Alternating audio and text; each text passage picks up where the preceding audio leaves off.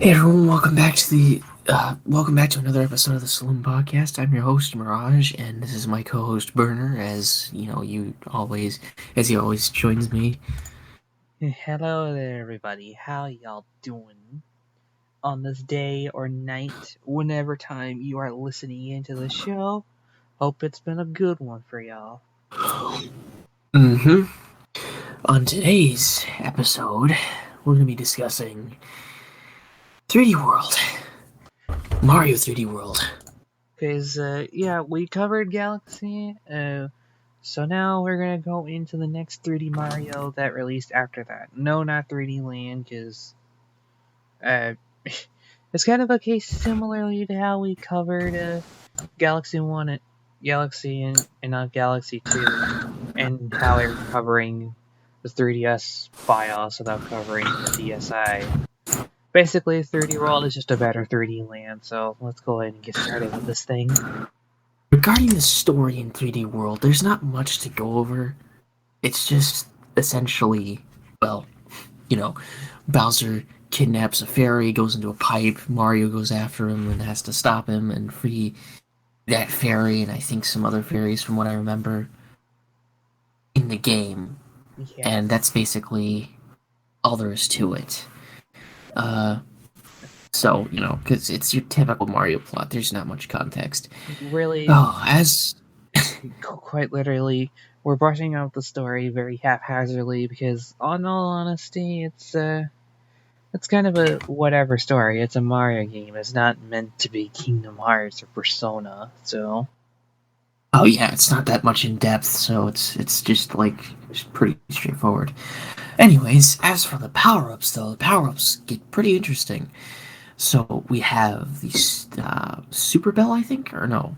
yeah, Yeah, the Super Bell is one of my favorite power ups in the game. It gives you a lot of awesome new powers. It lets you climb up walls, lets you do like a pounce attack, and it's paired with Peach, which yeah, I also have to mention right now. This is one of the only Mario games where you actually have multiple playable characters right from the start. But and so you can play as Mario, Luigi, Peach, and Toad, much like in Mario 2. I guess that's how they did their structure. And some yeah, characters are better with certain power-ups than others. Likewise, yeah. Peach with Cat Bell, because Peach's ability is her float. She can pair that with the Cat Bell, and she can get a lot of ridiculous distances out of that. Insane. Aside from the Super Bell, there are also other power-ups like if I recall, Raccoon slash Tanuki Leaf. Yeah, It was the Tanuki, technically from 3D Land, but that one essentially allows you to descend very slowly, from what I remember. It's yeah, not the most useful, but it can help in desperate times of need when platforming, and it's very useful. It's not the most creative thing, but it works. yeah. It Plus, works. it works, but I'd be lying if I said it was better. It was better than its Mario 3 counterpart. Yo, yeah, absolutely. Aside from that, oh, right. You also have the double cherry, which grants you clones of yourself. Think of the Pal Pill from Super Paper Mario, for instance. If anyone's played that, you essentially have clones of yourself that not only follow you around, but they also mimic your movements. And if you get hit, you lose a clone. Uh, but you can actually keep them for a long period of time and get more and more clones the more double cherries you happen to find in the stage. It's pretty useful, all things considered, and pretty much every character can use it. Right, because like Um, the double cherry is it's seldom used in stages. Like it's still a nice little power up that you can use, and it is fun during one of the boss fights. You can use it in. I like it. yeah, it works. And Um, as for another notable addition, the Mega Mushroom finally gets its 3D introduction in this game, and it works just about the same as it did in New Super Mario Bros. You grow big pretty and you get much. to destroy everything. There you go. That's the Mega Mushroom in its And entirety. finally, you have the boomerang, which essentially allows you to, well, throw boomerangs. pretty self-explanatory. Yeah, There's not much to go over. Boomerang Flower is pretty much just the Hammer Brothers suit, only not as cool. Yeah, that and it's very useful. It's just not that unique, but it's really helpful though. And once again, in desperate times of need. Um, so aside from the power ups, let's get into the level design. Yeah, the 3D World's level design is pretty solid. Like it has a decent difficulty curve. Like it definitely feels like a good 3D Mario game should. So in a roundabout twist, it feels more like 2D Mario than it does 3D Mario, which for those of you who have played 3D Land, you should probably feel right at home here. So if you're a fan of Yeah, Galaxy and 64 and Sunshine, you might feel a little alienated at first, but like you'll eventually get grow to like it because 3D World is a very accessible game. So another good comparison to make between this game and another game would probably be 3D Blast. It's kind of similar to Sonic 3D Blast in terms of its isometric perspective. Um, it is 3D though, actually. It's not just like, oh yeah, I'm trying. It's supposed to look like it's 3D, but it's actually not, and we're using pre-rendered sprites and stuff. No, this is actually 3D, but you're still using the isometric perspective, essentially. That's what 3D World is. It's like that. Um, and it ends up. mm, I honestly, I don't think it's. I think 3D World's a bit better than 3D Blast, but you know, despite that, 3D Blast is still good. But we're not here to talk about 3D Blast anyway. Um, so yeah, the level design is actually pretty good for the most part. My only gripe with it though is that it's too consistently easy. I think if there was a higher difficulty curve, slightly higher to an extent, it'd probably be more worth playing because you can essentially breeze through a good chunk of the stages fairly easily. It's not to say that there aren't any that you don't struggle with, or that's not to say that there aren't any that you'll struggle with. You'll definitely struggle with some, absolutely. But there's just a wider chunk of stages that you won't struggle with than there are with the ones that you will struggle with.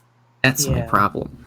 and it's Uh, a problem that I can easily see people having with this game if they're more accustomed to games like Sunshine and Galaxy.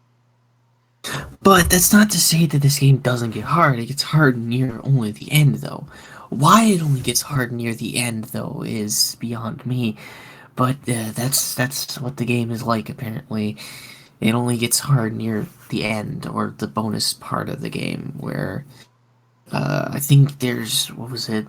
I forgot what the other bonus world was. Like whatever comes after World Bowser, but The are World Star, World Flower, and World Mushroom, or Star Mushroom then Flower. There you go.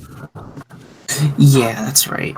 Star, Mushroom, and Flower. Those worlds are actually difficult, but those are the only three worlds that are actually difficult.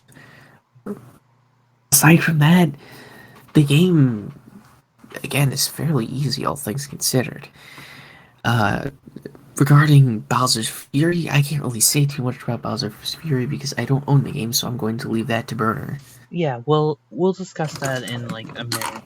Something that we can talk about right now, but you can, since Bowser's Fury, I think, is going to be its own distinct talking point later on, is we can talk about this game's music. And well, Oh, it's music. while Galaxy went for an orchestral sounding soundtracks to think something like Sonic Unleashed, 3D World goes for a more big band sort of sound with like a bunch of Big band, saxophones. jazz. Oh, it's wonderful, and it does it really suit 3D World. It is a perfect fit for 3D World in my opinion. Well, I don't, And this, and yeah, had it not been for Galaxy's nostalgia, I think 3D World may have one of my favorite. I think no, scratch that. Mario 3D World does have one of my favorite Mario soundtracks. It's really, really good because I love the main theme. I love the credits theme. I love a lot of the level themes. They're just really solid all around. And well, And like I'm just a huge fan of big band instruments and a big fan of high energy jazz, and that's what 3D World delivers on a consistent basis. So Pretty much. And it does a really good job delivering on that front for like jazz and big band. It just sounds so good.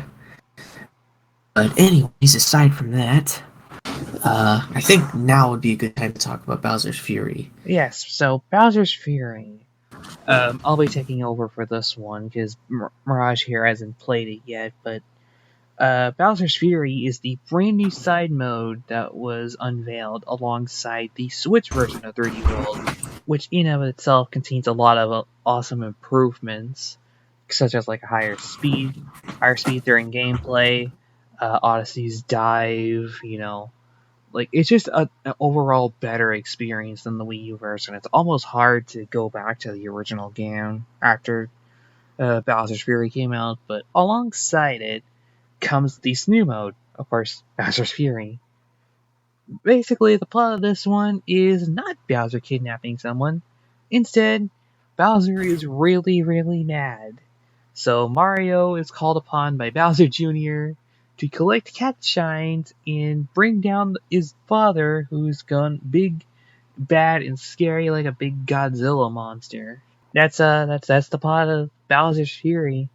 Like it's just a simplistic, but like just the fact that it isn't Bowser kidnapping someone and rather, Bowser being an actual threat to residents who actually live on this new location called Lake Lapcat. Yeah, because like That's pretty interesting, it's actually. it's very rare that Bowser is an actual threat. Because like most of the time he's just kidnapping Peach, and we gotta, he's a threat by proxy just because he has Peach. But like, no man, this is when Bowser is actually kind of scary, and that's actually because of the awesome level design, or not the level, not the character design for Fury Bowser, or as a lot of people called him, Godslayer Bowser. Oh yeah, there was that too. Forgot about Yeah, that. yeah. So Fury Bowser is one of the coolest designs in any Mario game. I'm so happy that Bowser that it yeah it would Bowser is a threat, and I like that, and I like that. But to the main point of Bowser's Fury as a mode, it's a little bit of a mix of everything. So, if you like the mission structure of games like 64 Sunshine and Galaxy, but also like 3D World's power ups and Odyssey's more open ended nature, then hey, you get Bowser's Fury. Like I said, it's a weird mixture of pretty much every 3D Mario game. It runs in 3D World's engine, but like, it still feels like Odyssey, just with power ups this time around. The main collectible in this game are the cat shines, which you use to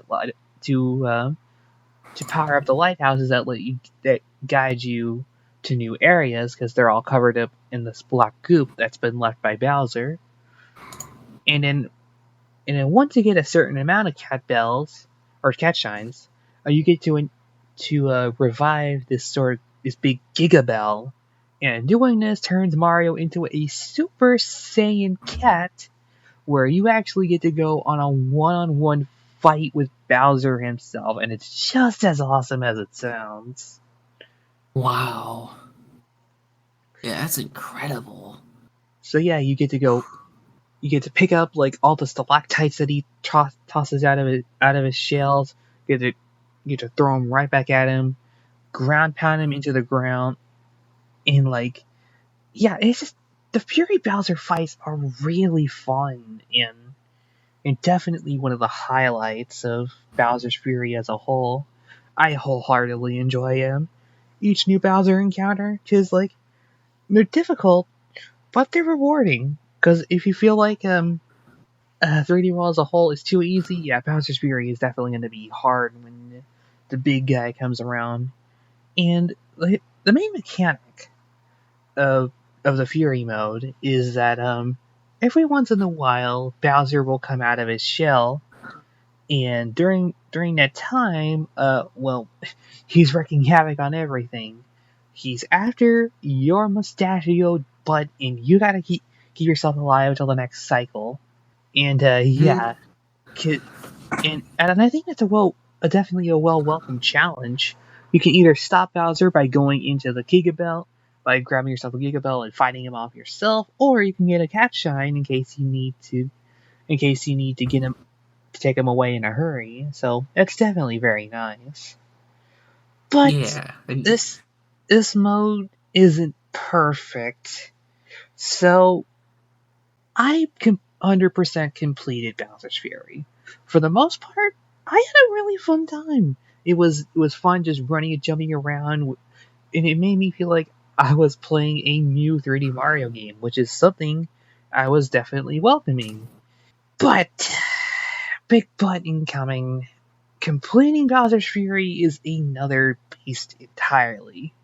There's 100 shines in the game, which doesn't sound bad. It's definitely lower than the usual 120 stars and shines that most 3D Mario games come with. Nothing too. It's actually a lot easier to complete this game, so that's cool. What's the problem? Some shines you need Fury Bowser Awoken to deal with, and if you don't get those shines on first go around, a lot of your time in Bowser's Fury is going to be spent just waiting around for him to awaken so you can get those last cat shines. Unless you have the Bowser amiibo. darn. It's insane. Yeah, because, it's. What, what is an awesome idea sort of just kind of loses its luster after a while.